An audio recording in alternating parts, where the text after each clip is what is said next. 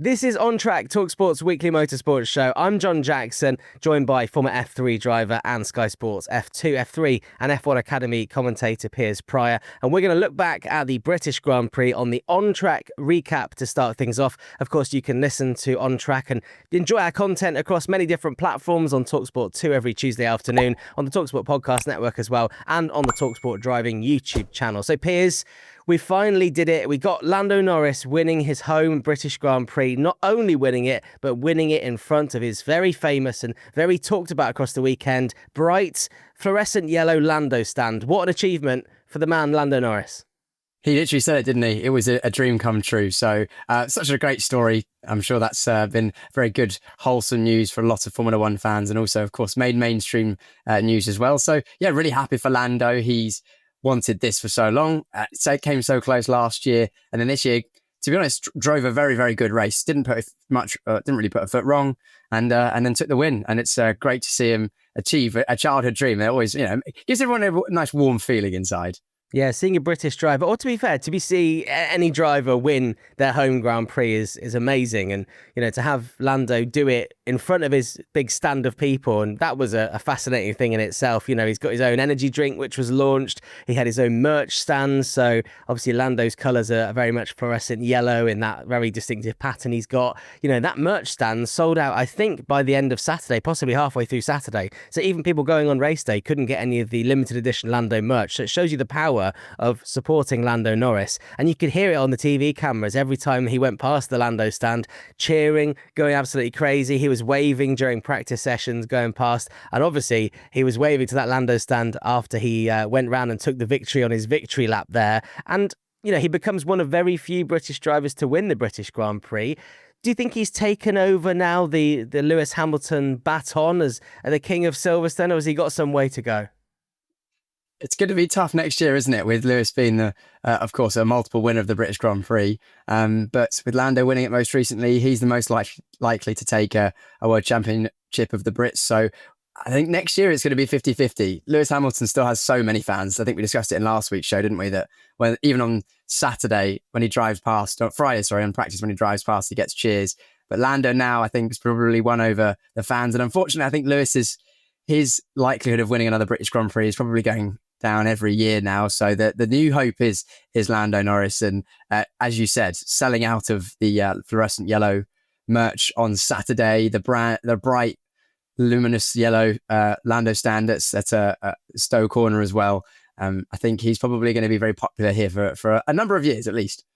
Yeah, I think that's probably going to get bigger and better. We heard from Carlos Sainz, actually, in a video you can watch on the talkSPORT Driving YouTube channel, and he was saying that it's an amazing thing having your own stand. He's got his own stand in Barcelona, but it's nowhere near as big as the Lando stand. And he was hoping, Carlos Sainz, that maybe if Lando had a bad weekend, that, the Car Lando fans would maybe switch over and start supporting him. But unfortunately for Carlos, it was him that had the bad weekend, and Lando who had an absolute stormer. Let's look at the conditions. As a racing driver, we saw kind of beautiful weather at the start of the weekend, and it came to race day, and it was one of those days where you never know which tyres you need. You've got to make some big calls. Do you feel like, Lando and McLaren made those big calls correctly? Because obviously last year, Lando was one sort of misjudged pit stop away from winning the race then. Do you know what? It's absolutely typical. We've had beautiful summer weather here in England, which doesn't happen a huge amount for like 3 weeks.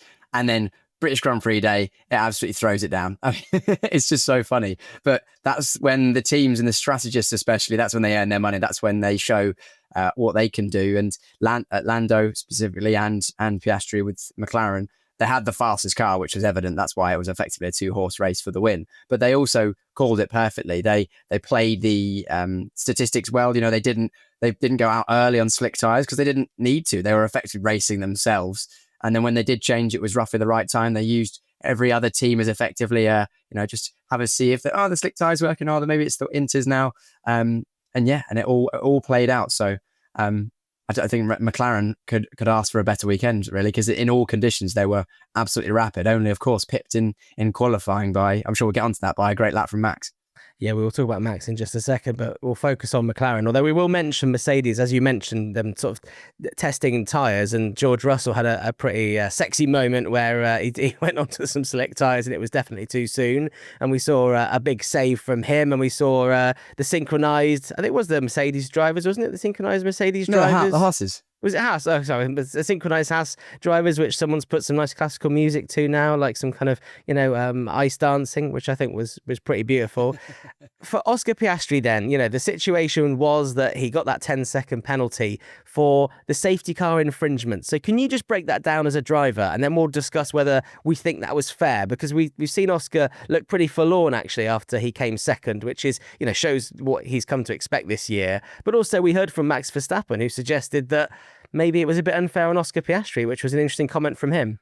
Yeah, there's a fair few things to sort of have a look at in terms of this whole safety car infringement thing. Of course, there was the discussion after Canada when Russell braked and Verstappen went past. I think that was potentially more gamesmanship than this one was from Piastri. I think this one was genuinely, from Piastri's point of view, having watched the onboard of both Russell's and of Piastri's, I think it was genuinely just a combination of circumstances that caused it to happen.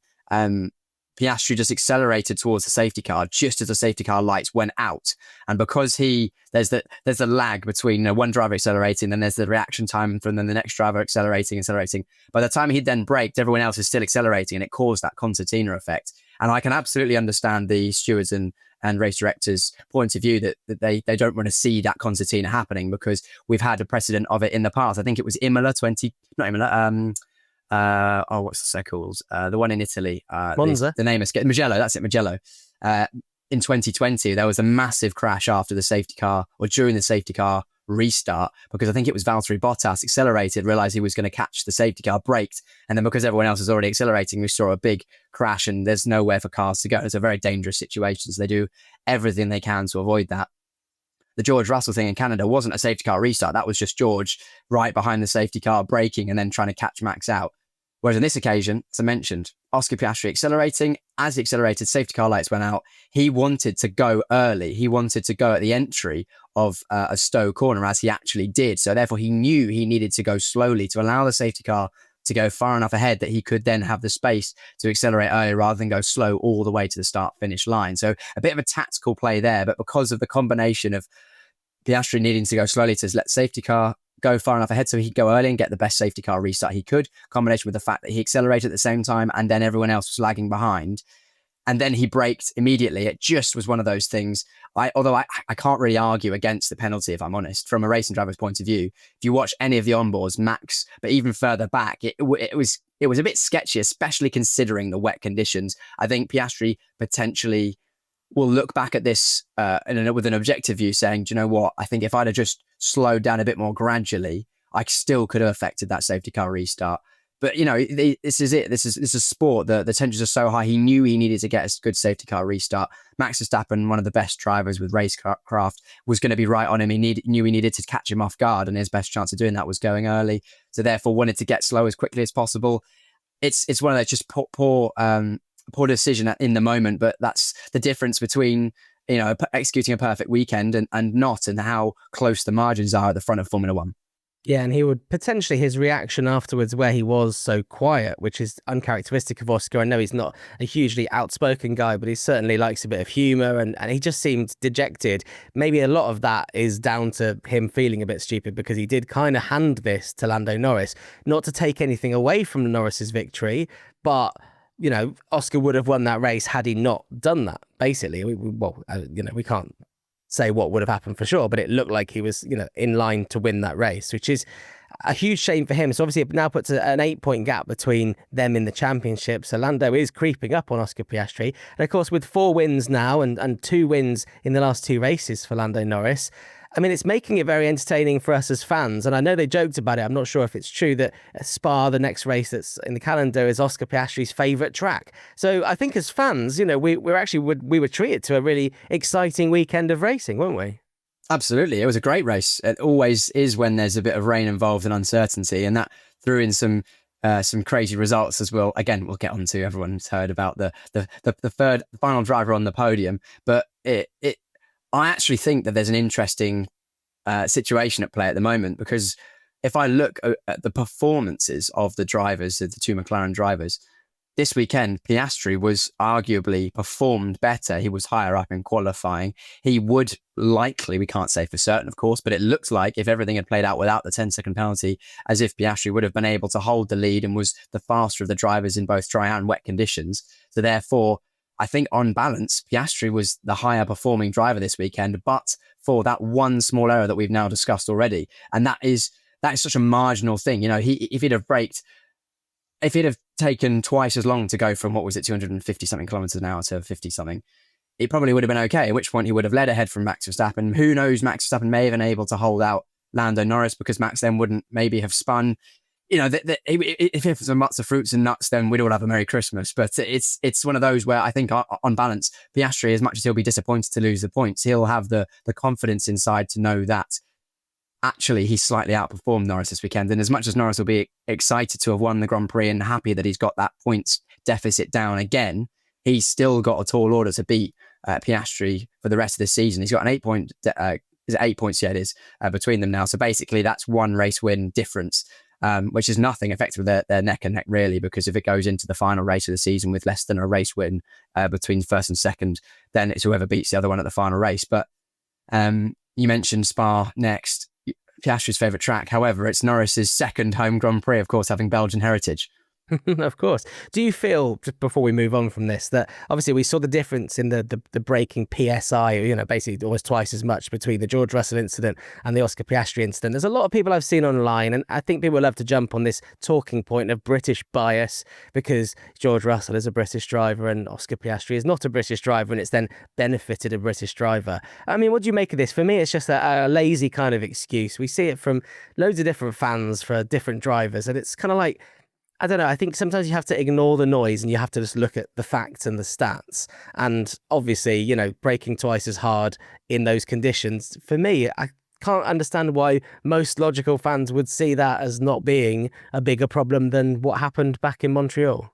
I agree with you. I think that 90% of the time, the British bias thing is just purely confirmation bias. It's like, oh, this thing happened which benefited a British driver, therefore British bias. It doesn't help that there's quite a lot of British drivers at the front of the field, Norris and Hamilton and Russell, of course. So therefore, anything that goes towards their favour is going to be quote unquote British bias, which I think is, lazy in my opinion.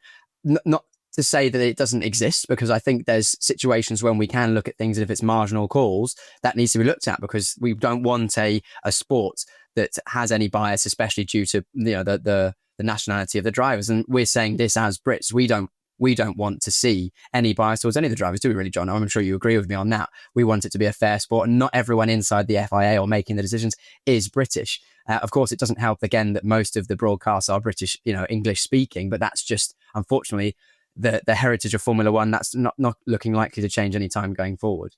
So yeah, it's a bit of a lazy one, that. And I think if you look on balance at the incidents, there's a very big difference between for example, George Russell incident and the Oscar Piastri incident, because one nearly led to a multi-car pile-up in wet conditions, and the other one was just a little bit of gamesmanship. So it's not apples and apples, it's apples and oranges, in my opinion. Let's talk about the man that came third then.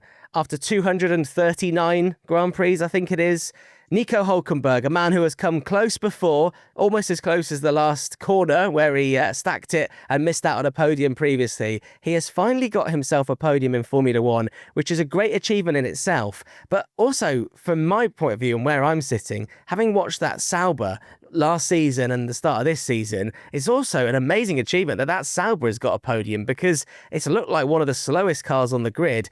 We kind of saw hints of this trajectory with NICO Hülkenberg last year, getting that Haas car into places that we didn't expect him to get to. We've seen the kind of continuation of that this year at Sauber, and now he's had this massive celebration. We've seen those pictures of the team going absolutely crazy. For Jonathan Wheatley, what a great bit of success early in his tenure, and it's kind of perfect for the team as they make this transition over the next 6 months or so and become Audi. I mean, it couldn't be a better situation in that team for their man NICO. It's great timing for the Audi project, a bit of momentum building into their first season as a full Audi outfit, which is coming in next year.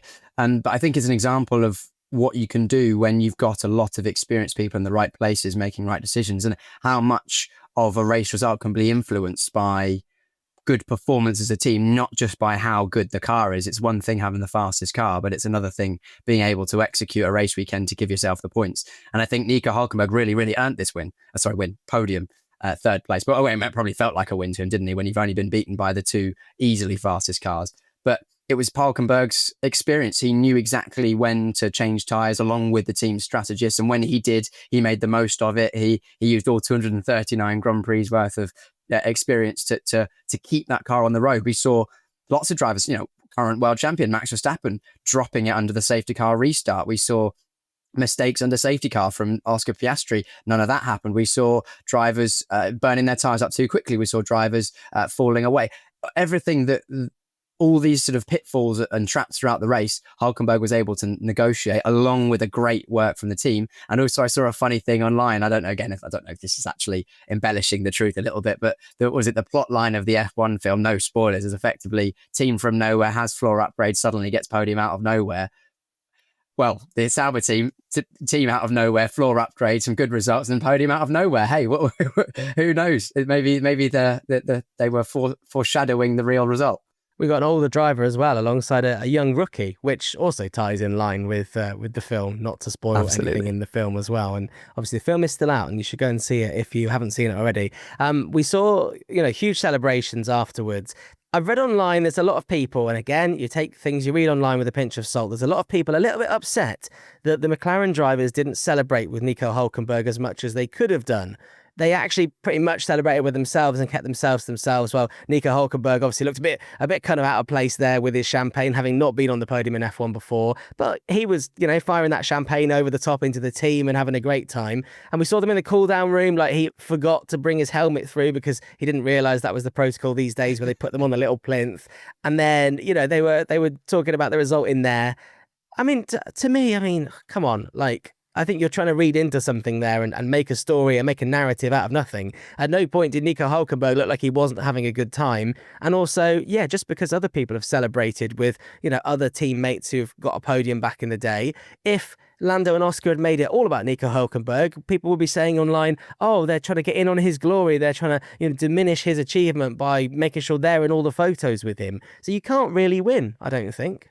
Yeah, it's a bit of a weird one. I think, as you said, Nico Hülkenberg was having a great moment, and he wasn't even thinking about the McLaren team. And we saw the drivers give them, congratulate Nico. I mean, what more can the drivers do?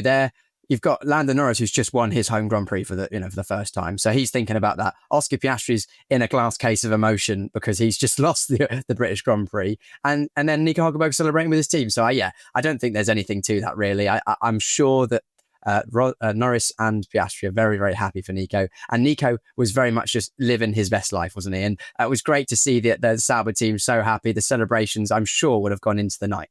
Yeah, and it was good to see all the other drivers as well, like Fernando Alonso coming over to him. Max Verstappen was pulling alongside him and celebrating and was genuinely thrilled for him. And we saw that from a load of other drivers. And, honestly, even in the press conference afterwards, where Oscar Piastri made a very Oscar Piastri dry joke about the fact that you've waited 239 races for your first ever trophy, and this one's made of Lego. Everyone was reading into that online going, oh, what are kind of diminishing his achievement. It's like, well, no, that's a joke. And that's Oscar's personality. And we saw nothing. Oscar gave nothing away. Didn't want to talk at all. In the race interview afterwards, I think it was Jenson Button, he basically said, I don't really want to say anything. So for him to make a joke and Nico Hülkenberg respond and joke about his daughter loving the trophy, that's a really nice moment. And somehow people online have still managed to turn that into oh, look at him taking a jibe. And it's like, oh, come on.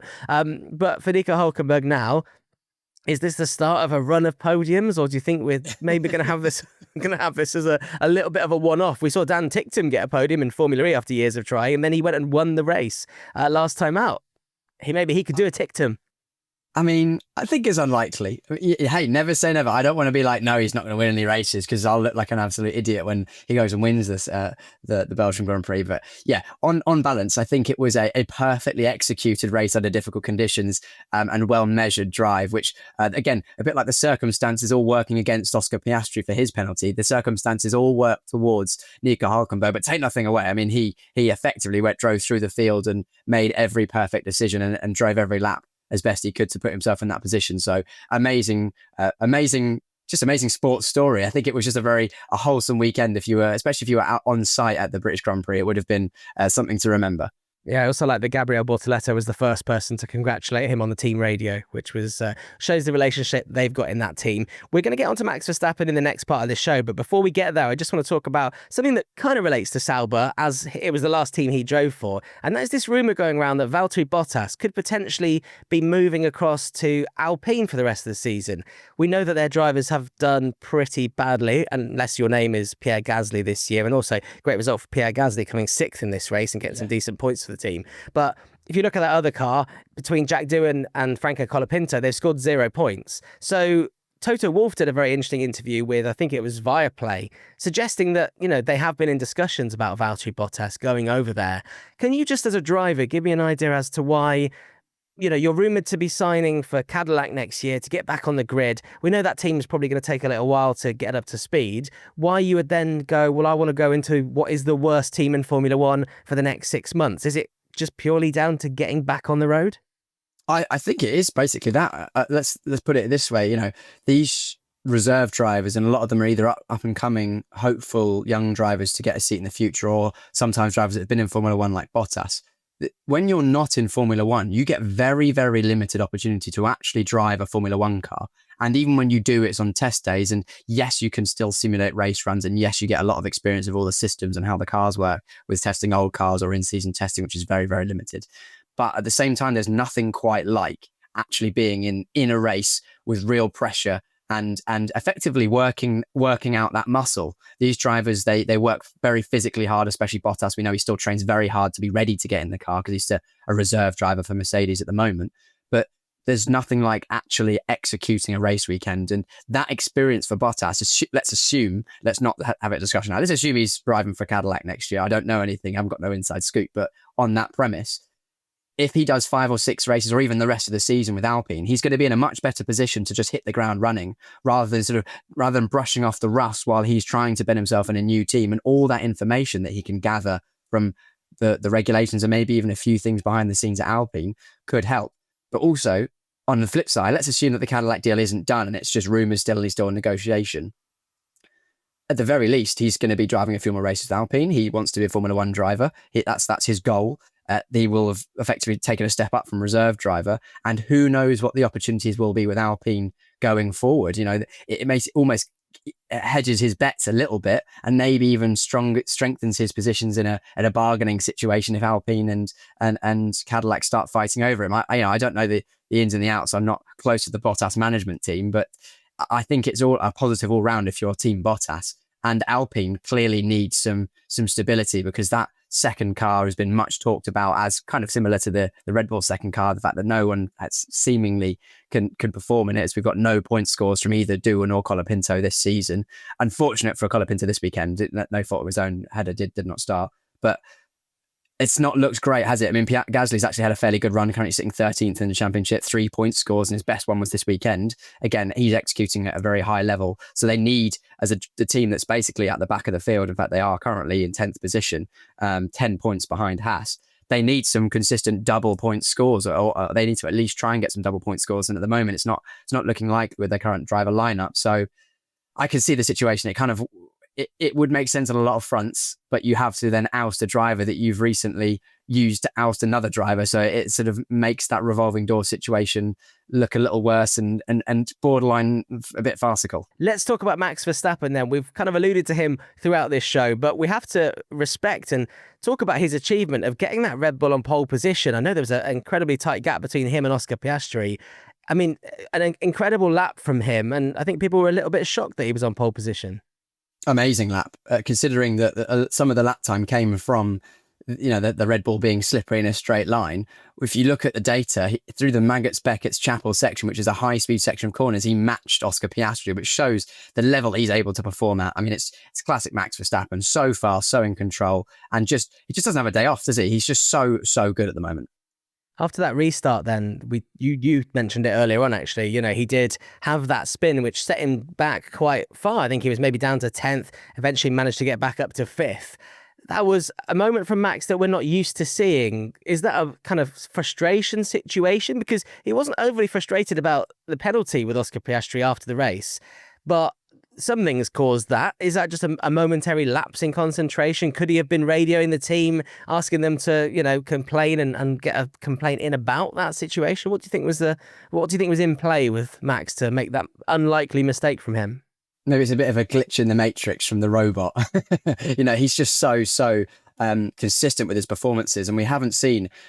I actually can't remember the last time I've seen Max Verstappen actually make a mistake on circuit, really, that's cost him positions, bar maybe the deliberate crashing into George Russell in Barcelona, but that's almost a different situation. But actually making a mistake, so rare. But I think it's, again, a combination of factors. He was somewhat flustered after the safety car issue with Piastri, because it was literally one corner after the thing we discussed at the start of this show where Piastri got the penalty, plus the talking with the team. And then let's not forget that car, that Red Bull car, and the wet conditions was an absolute animal. It was a handful. You could watch whenever you jumped on board with him, he was fighting with the wheel, the rear was snapping out, and he still managed to be in a position which was fighting for a podium before that mistake. I think potentially would have fallen away eventually, but that mistake did definitely cost him some points. It's just one of those things. Eventually, if you're pushing a Formula One car to 100%, small mistakes are going to happen. And when you've been under the safety car, the tyres are cool as well, and Piastri's gone early. He was just trying to keep as close as possible. Very, very unusual mistake, uncharacteristic, and I don't think we'll see many more of those types of mistakes or that specific mistake ever again from Max Verstappen, because we know he does learn from his mistakes. Yeah, absolutely not. And I think Max did deserve more points this weekend if it wasn't for that. And you just show you the fine margins. Oscar Piastri loses the race win because of that one split-second decision. Max does that as well. We saw a great drive actually from Lance Stroll, who doesn't often get a lot of praise. And to bring the car home 7th for Aston Martin was a big achievement for him. But if you hear the team radio, if you're a mechanic that's been working on this car, and we know it's not the strongest car, and we hope that that's because next year they're building an absolute monster, to have him basically slag the car off, I won't say what he said because there were a few expletives there, and the FIA might be listening, but to be someone who's worked so hard to give him that car, to give him the opportunity to even get that result for Aston Martin, it must be a bit demoralising for him to then basically slag it off on the team radio for everyone in the world to access. It's not good luck, is it? It's his first point score since the second race this season. He came 6th in the first race in Austria, and then 9th in China, and hasn't scored. And Australia, since... not Austria. Sorry, yes, Australia, my mistake. Yes, it's fine. They sound the same. It's fine. Yeah, sound the same. But then as soon as he gets his first points in however many races, then his point of view is this car was an absolute pile of steaming something. It's very demotivating, and not exactly the rejuvenation of the team, and it is not exactly pulling everyone together. So as much as I can understand a lot of people defending Lance on social media, saying he's had to drive a difficult car, and clearly the car was not easy to drive in that race. At the same time, it's a team sport. He's not the only one in that team, and you surely would use that as to try and gain some momentum rather than. So yeah, I don't think it's exactly a great look. He's been fairly negative this year on and off the track. Yeah, and they got 2 cars in the top 10 as well, with Fernando Alonso finishing 9th. So, pretty successful weekend for Aston Martin, and I'm going to refrain from referring to how close their factory is to the Silverstone track, because every time they mentioned that on the broadcast this weekend, it really annoyed me. Let's finalise then this Silverstone Grand Prix, because we often see it wet. It's been a wet weekend for the last couple of years at least. You've got a bit of a theory on the wet tyres and what they should do to make wet races a little bit more enjoyable, perhaps, or a bit fairer. Yeah. I think I was thinking about this over the weekend, and it's a bit of a shame that we very rarely see the wet tyres used. If you think about it, whenever it gets wet, they put the intermediates on, and even when it starts absolutely bucketing it down, no one changes to wet tyres, because they just effectively, the teams put the intermediates on because they work very well from almost full wet conditions all the way to nearly dry. And therefore, they know that the circuit isn't going to stay wet enough for long to keep the wets on. But then that means that then almost inevitably we go to a safety car and have to wait until the circuit dries out, or it ends up going to a red flag. And it's kind of makes the wet tyres a bit redundant. And I think that maybe the FIA and Formula One should consider enforcing wet tyres upon the teams and drivers in a manner, for example, saying, declare the race surface full wet, at which point every team has then up to 3 laps to pit their driver for full wets. Because then effectively, one, it would be safer because you're going to get less aquaplaning incidents when it gets really wet and drivers are out on tyres that can't clear the water, because those intermediates are fine when it's damp, but not when there's standing water. So then everyone would be able to continue to race. yes, the spray issue is a separate issue, but then at least we're avoiding potential aquaplaning crashes and then not using the wet tire, and then give the teams, or give the teams, let's say, then a heads up, and then right. So in 5 laps, within the next 5 laps, the circuit looks like it's going to be dry enough. So by lap 10, let's say, and you're on lap 5, you're on lap 10, you'll be able to then change to an intermediate or a slick tire if you wish. And I think that would then give us more racing rather than just processions behind the safety car waiting for it to dry out, because the teams know that often when it starts raining heavily, they'll put inters on and then they'll just wait until there's a red flag, because then they can change tires for free. So I think that's something that maybe we could consider that would keep us racing a bit longer and have a benefit in terms of safety and enjoyment.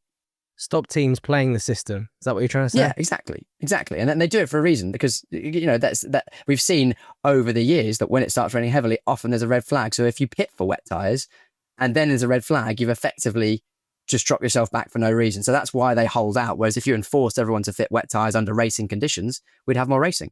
There you go.